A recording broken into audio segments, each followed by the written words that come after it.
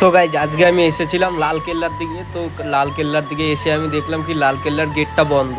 তারপরে আমরা আবার ভেবে নিলাম যে যখন ঘুরতেই এসেছি যাবো আর এক জায়গায় ঘুরতে, তা ঘুরতে বেরিয়ে পড়লাম হুমায়ুনের জায়গায়। তো এই যে হচ্ছে আমাদের এই যে মুসলিম এলাকা আর কি, যাই হোক।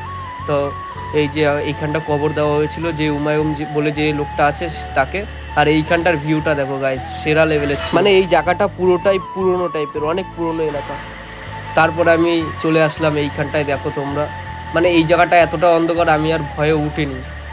উপরে একটা গেটও ছিল, তারপরে আমি আর যাইনি, তা অন্যদিকে চলে গেলাম আবার। তারপর আবার বেরিয়ে পড়লাম আর একটুখানি সামনের দিকে। তো সামনের দিকেও নাকি শুনলাম যে আরও একটু ভালো জিনিস আছে। তা যাই, গিয়ে দেখি ওখানটা কীরকম কী আছে, তোমাদেরকে সেটা শেয়ার করছি। আর ফাইনালি আমি এখানটা চলেই এসেছিলাম, দেখো তোমরা কি সুন্দর লাগছে। আর ভাই মুসলিমদের জিনিসটা কিন্তু এটা ভালোই লাগছে দেখতে।